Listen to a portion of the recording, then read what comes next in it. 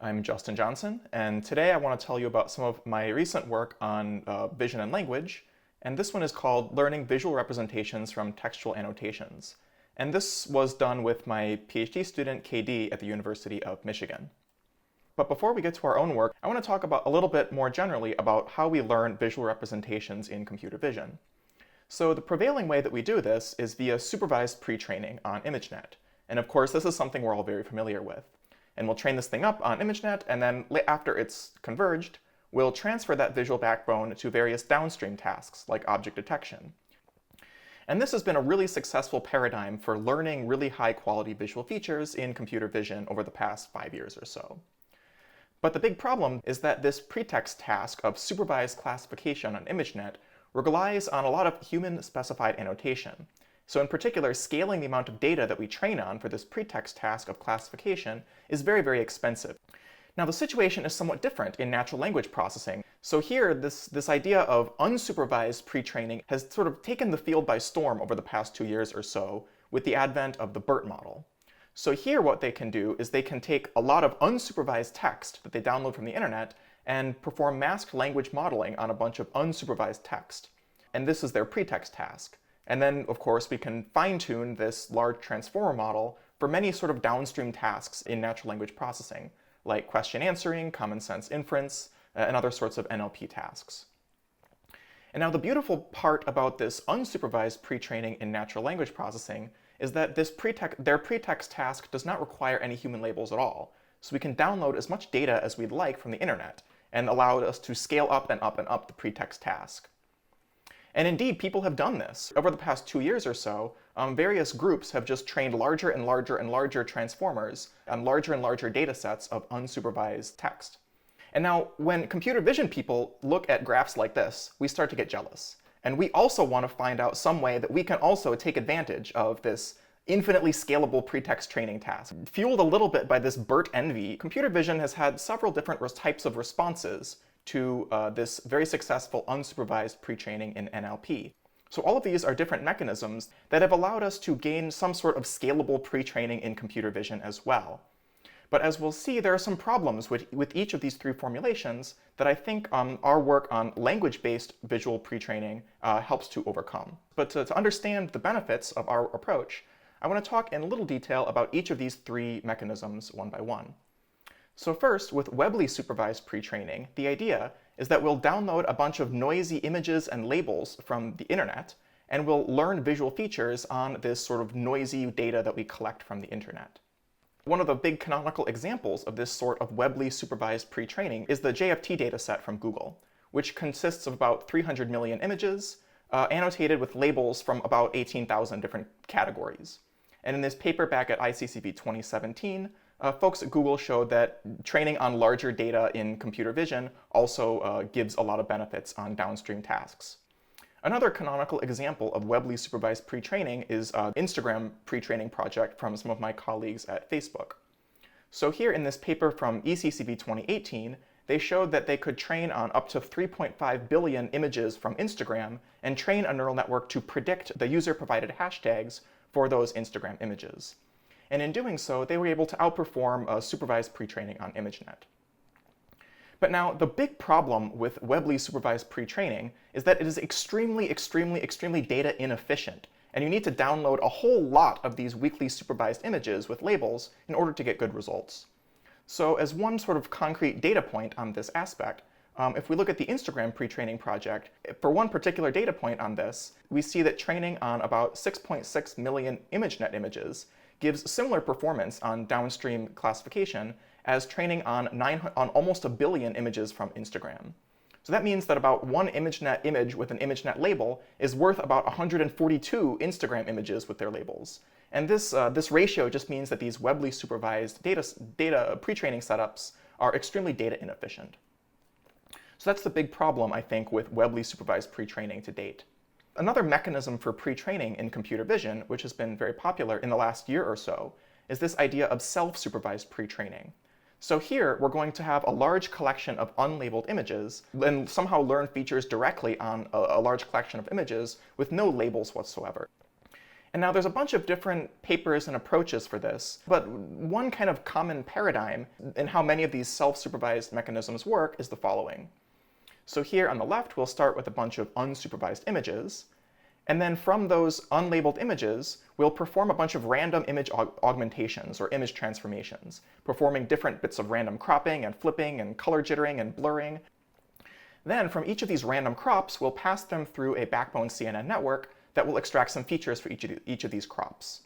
And then finally, the learning signal is that patches from the same source image should somehow give similar visual features from this network, and patches from different source images should give dissimilar visual features. And now there's many different concrete ways that this has been instantiated, but this is kind of the general flavor of learning mechanism that many of these approaches rely on. And these self-supervised approaches have gotten to be very performant and given really good, strong empirical results on ImageNet in the past 1 year or so. There's sort of way too many methods here for me to go into any of them in detail, but the general trend is that we can now learn visual representations on unlabeled ImageNet images that perform almost as well on downstream tasks as using the ImageNet labels. I think that even despite the success of these self-supervised learning approaches, there's a couple aspects of these methods that I find somewhat unappealing, that I think we can do better. So one problem is that there's no semantics in the learning objective. The learning objective in these things is usually to just push visual representations from the same image together and pull apart visual representations that come from different images. What this means is that there's no learning signal in here that pulls together the visual representations of visually dissimilar images. As a concrete example, on the left here, these two images are both dogs. One is sort of a picture of a black dog's head. The other is sort of a full body picture of this Pomeranian.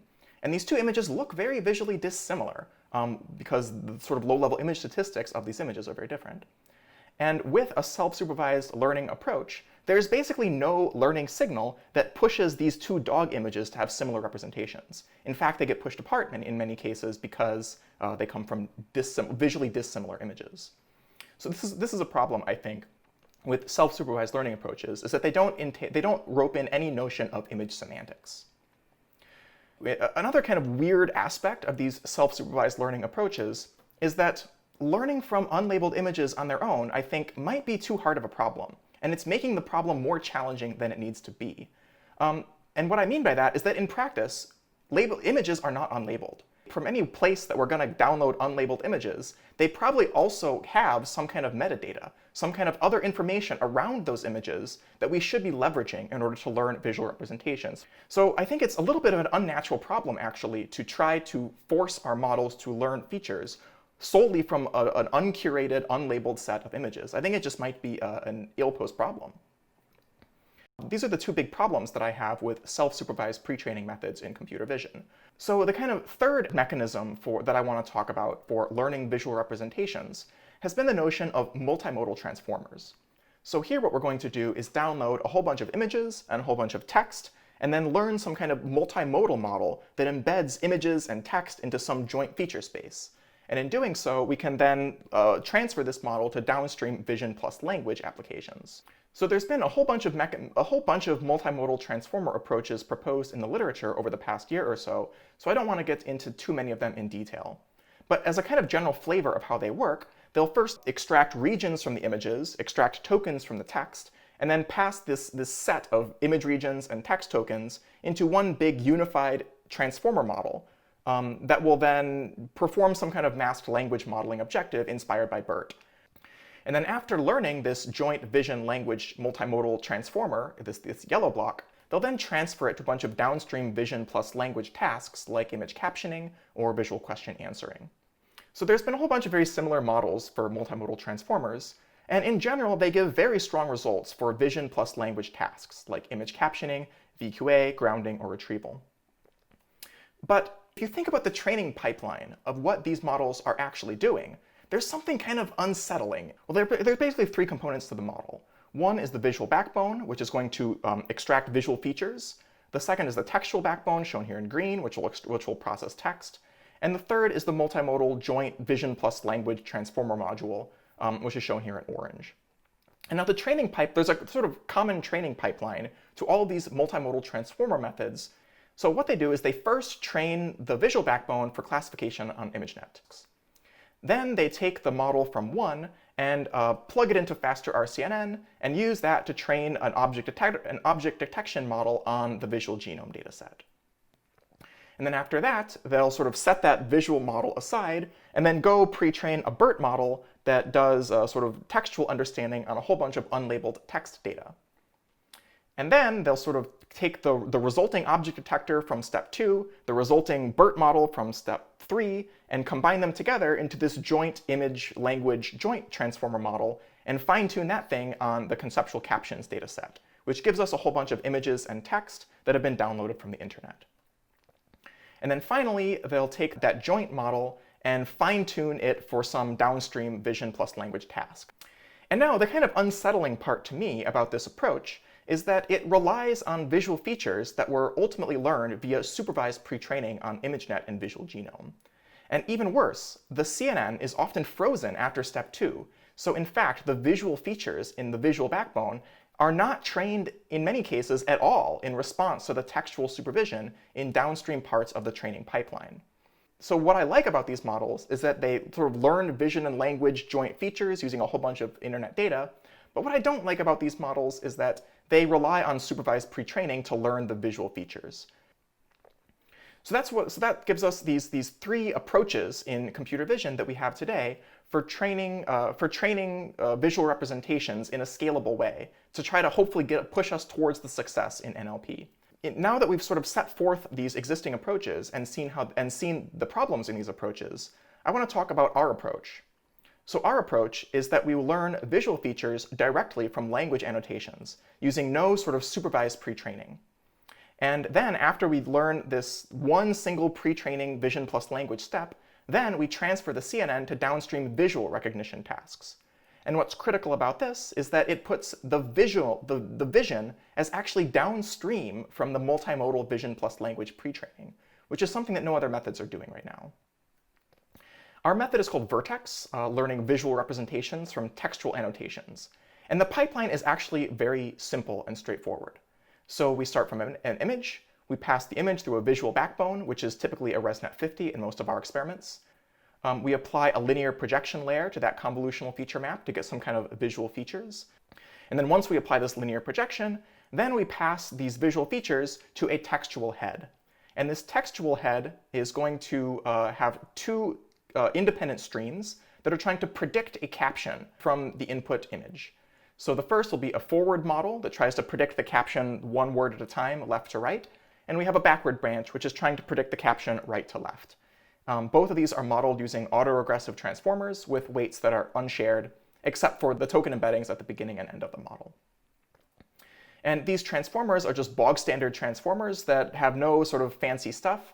They perform a mask multi-headed attention over the input textual sequence that is generated so far. They perform decoder attention over the linear features, over the visual features. And then they have sort of layer normalization, feed-forward networks, and we stack all these things up in a sort of standard transformer setup.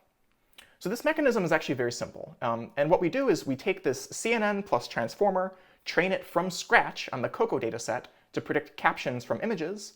Then we transfer the CNN to downstream visual recognition tasks. So you might ask, why should we use language to learn visual representations? One good reason, I think, is semantic density. And what do I mean by that? I mean that a piece of language captures much more semantic information than the learning signals that are used in other approaches to learn visual features. And we've sort of seen this already. So self-supervised learning often relies on contrastive approaches that basically just try to match representations across different random augmentations of an image. So there's no notion of semantics here or categories here. In image classification, which is something like our old friend ImageNet pre-training, there's one associated category label to each image. And we get a little bit of semantic information per image, but sort of only one category label of semantics per training image. Now for something like multi-label classification, maybe we get multiple labels per image. Or maybe something like object detection, we get multiple labels per image as well as maybe their spatial locations. So these are more semantically dense pre-training tasks that we could use to learn visual features. Now, in contrast, something like image captioning is extremely semantically dense, in the sense that a single caption tells us a lot of useful, rich semantic information about an image. So for example, in the top, if we look at this picture of a cat in the upper right, the caption might say something like an orange and white cat near a plate and a white cake. And that tells us about multiple object instances, the cake and the cat and the plate. It tells us about the attributes of those instances, like that the cat is orange and white, that the cake is white. And it also tells us about relationships among those instances, like the orange and white cat is near the plate and the cake. And my hope here is that because each caption gives us so much rich semantic information about the image, that hopefully learning from captions ought to be more data efficient than other mechanisms of learning visual features, and hopefully will allow us to learn really good visual features using fewer images and fewer annotations, which is somewhat in contrast to the data inefficiency that we saw with Webly-supervised approaches to learning features. So we can see that this approach of learning visual features from language annotations actually overcomes the shortcomings of all three of these prior approaches to learning visual features. It's extremely data efficient in contrast to Webly-supervised pretraining due to the semantic density of language annotations. Of course, it uses semantic information, unlike self-supervised pretraining. And unlike multimodal transformers, we are actually learning our visual features from language annotations, thus putting vision downstream from vision and language for the first time. So even though this model is conceptually simple, there actually are a couple tricky bits you need to get it to work. So one is on the optimization side. So rather than using straightforward SGD plus momentum, we actually found it helped a bit if we used the look-ahead optimizer that was proposed by Zhang et al. At last year's NeurIPS. The second really important bit was about learning rates. So it turns out that CNNs and transformers actually want different learning rates to learn. So to get this model to optimize properly, we had to set different learning rates for the CNN and the transformer. The third is you have to train for a pretty long time. As I said, we train our model from scratch on Coco, which has about 118,000 images and about 5 captions per image. And to get this model to converge, we had to train it for about 500,000 iterations with a batch size of 256 images, which comes out to about more than 1,000 epochs over the images and more than 200 epochs over the captions. So that's actually a pretty long training schedule. We were able to speed this up a little bit by using mixed precision training through NVIDIA Apex, and that gave us somewhere between a 1.6 to a little more than a 2x speedup, depending on the model. And then overall, the training time is about 3 days on a server with 8 2080 Ti's. So now on to our results. So the first thing that we need to talk about are the image captioning results. Because basically our model is doing end-to-end image captioning on Coco, so we felt obligated to at least see how well it does at this task of captioning. And it does okay, but it doesn't do great. So our results are around like a little more than 90 CIDR, which would have been state-of-the-art in about 2016, but now state-of-the-art in captioning is about 130. So we're doing reasonably, but not quite state-of-the-art on captioning. Although I'd like to point out that captioning metrics are not very meaningful, in my opinion, because humans only get about 85 CIDR, and all of our models are above the human performance. So I think that captioning metrics are just kind of noisy these days. The one interesting piece that I do want to point out here is that deeper and wider transformers tend to improve on this captioning task, even though this wasn't the task we really cared about. And our captioning results are pretty reasonable. We generate sort of reasonable captions that look similar to other captioning methods, and we can generate reasonable attention maps over images that are very similar to what other sort of captioning mechanisms do. But now, we didn't really care about image captioning. It was just our pretext task. What we really care about is whether image captioning can allow us to learn visual features that can be transferred to the downstream visual recognition tasks efficiently. So here is our first key result on actually can visual features be learned from language annotations. So the setup here is that we first pre-train the model on Coco captions, and then we transfer the CNN and train a linear classifier on top of the CNN features to perform linear classification on the PASCAL VOC classification dataset. And I told you we were interested in the data efficiency of our approach. So we do this with varying amounts of annotated images using various baselines. So the first is standard ImageNet supervised pretraining. If we sort of do supervised classification pretraining on various random subsets of ImageNet of different sizes, we can see that generally, training on more images gives you better performance at this linear classification task on VOC. We also compared with recent approaches to self-supervised learning on ImageNet, like Moco and Perl, which perform almost as good as supervised pre-training on all of ImageNet.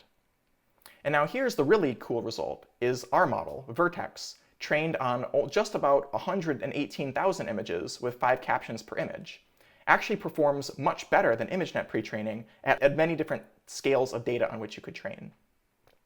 We also tried training VirTex not with all 5 captions per image, but just with one randomly selected caption per image. And we still see that this gives very strong scalability in terms of visual features as a function of how many images you train on. And finally, there's a bit of mismatch between these results. Our models are training on COCO images, and ImageNet is training on ImageNet images. So there's a little bit of a mismatch here. To try to overcome this, we also tried training Moco, which is one of these state-of-the-art self-supervised methods, on COCO images, and that performs quite a bit worse. Now, there are a bunch of interesting takeaways to see from this experiment. The first is that, indeed, learning visual features from language annotations is extremely data efficient. So for the same number of training images, using captions is much better than using classification labels from ImageNet. The second is that training on all of COCO, which is about 118,000 images, actually gives us better performance on VOC classification than pre-training on all 1.2 million supervised images, classification images on ImageNet. And I thought this was shocking, because basically we're training on 10 times fewer images, but we're outperforming supervised ImageNet pre-training. The third sort of interesting bit to note here is that if you have a budget not on images, but on captions, then you're actually better off having one caption for more images than you are having 5 captions for a fewer number of images. So this is our first big killer result, is that learning visual features from language works, and works better than ImageNet supervised pre-training, even when we use 10 times fewer annotated images. We also did a similar experiment for linear classification on ImageNet, and note that this experiment is extremely unfair to our model, because the baseline of supervised ImageNet pre-training is the same as the downstream task of classification on ImageNet. Whereas our model is performing a pretext task, captioning on COCO, which is very different from the downstream task of linear classification on ImageNet. But even despite this unfairness, we see that under the same number of annotated images, we perform almost as well as directly learning visual features on the downstream task of ImageNet classification. So I thought this was, again, a really amazing result that showcases the power and the data efficiency of learning visual representations from language. Now, on COCO, there's sort of many different ways you might imagine learning visual representations from the annotations provided by COCO. So to demonstrate that language, and in particular bidirectional captioning, is the right pretext task for learning from language and learning on COCO, we wanted to ablate a couple other ways that you might use to learn visual representations from COCO annotations. So the first result is our bidirectional captioning, which we use in most of our experiments. The second is using only unidirectional captioning. The third is token classification. So here, rather than modeling the language as a sequence of words, instead we perform multi-label classification over the tokens in the captions. All of these 3 baselines use the COCO caption annotations. We also considered baselines that use the object instance annotations on COCO. So we considered multi-label classification, where you try to classify which objects are present using the object detection labels from COCO. And we also considered instance segmentation pre-training, where you train mask-RCNN from scratch to perform instance segmentation on COCO, and then pull out the backbone and transfer it to downstream tasks. So we can see that across all of these different mechanisms for using data on pre-training approaches on COCO, using bidirectional captioning that makes use of the linear linguistic sequential structure of the language actually performs a lot better than other approaches. And in particular, this bi-captioning gives really large gains on downstream ImageNet classification. We tried ablating the architecture. We show that actually using larger visual backbones sort of works in our pre-training approach. Most of our experiments use ResNet 50, but we can also use a wide ResNet or a ResNet 101. Now the interesting bit is that we actually showed that if you use a wider transformer, it also improves the results. And this is a little bit non-intuitive because the transformer, recall, we're going to throw it away after pre-training. And we'll end up only using the CNN for our downstream classification tasks. So we were a little bit surprised to find that wider transformers help learn better visual features. My intuition here is that maybe a more powerful transformer lets the transformer deal with any sort of linguistic parts of the model and pushes the brunt of the visual modeling onto the visual backbone. And then similarly, we also found that deeper transformers also improve performance on downstream tasks. In addition to linear classification on VOC and ImageNet, we also considered object detection as a downstream task using faster RCNN. And in this setting, we compared to sort of learning from scratch to do detection directly on VOC. We compared to various approaches that perform ImageNet pre-training, either supervised or self-supervised, MoCo and Perl. And we also compared against a running MoCo self-supervised approach on CoCo. You can also break this up and think about ImageNet is classification pre-training, MoCo and Perl are self-supervised pre-training that work only on images, and our VirTex model is using language-based pre-training. And across all these results, we see that our model, our VirTex model, is performing about the same on this downstream task as any method on ImageNet pre-training, even though we're using about 10x fewer labeled images, again showcasing the data efficiency of our approach. In addition to object detection on VOC, we also considered instance segmentation on CoCo. And here the story is much the same. Even though our model is trained on about 10x fewer images, we're able to match or exceed the performance of ImageNet pre-trained models.